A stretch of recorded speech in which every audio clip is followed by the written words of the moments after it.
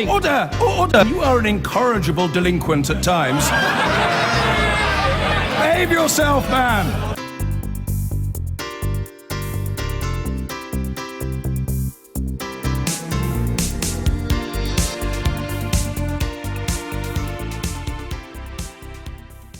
The government says that the number of new homes built has risen by more than 10% in a year to nearly 200,000.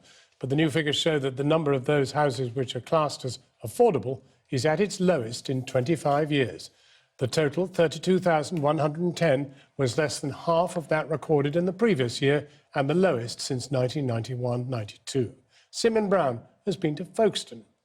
When you have a home, there's all these little things that you do as a kid in your family home. You know, you've all stood up against the wall, you've drawn, you know, your height and your age and your name, and you see your kids grow.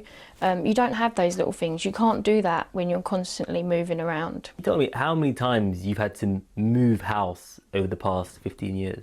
In the last 15 years, this is the 11th house that we've lived in. 11 times? Yes. That's a lot of times. How comes? A number of reasons. It's been varying time scales. Some places we've been there for 6 months. Some we've been lucky enough to stay sort of for 2-3 years. But yeah, it has been hard. What Emma wants is the stability of her own home for her young family.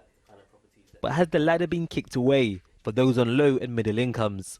The government say that the number of new homes has risen by over 10% in a year to nearly 200,000.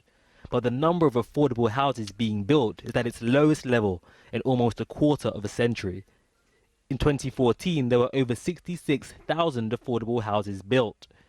But in the last year, that figure halved to just over 30,000 affordable homes. Because the housing crisis has been going on for so long, we haven't built enough houses, we haven't fixed the rental market for so long, and that means that so many more people are being drawn into not being able to afford it. Wages haven't kept up with the rental inflation, and many people can't afford to buy their own home now, so they haven't got that security. So across the board, young families, 45 to 55-year-olds, it's spreading right across the country. Our housing market is part national obsession, part national scandal. Despite the plethora of schemes to spur first-time home ownership, there are surprising groups being squeezed between the rising cost of home ownership and the rising cost of rents.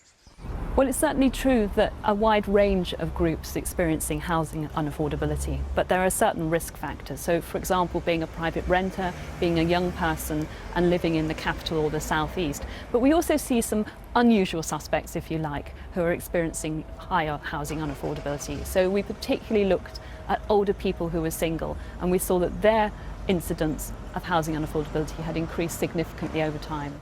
Emma's household earns £24,000 a year without tax credits included. But the average income of those who've used the government's Help to Buy equity scheme is counted at over £40,000. So do you think it's possible that you may never own your own home?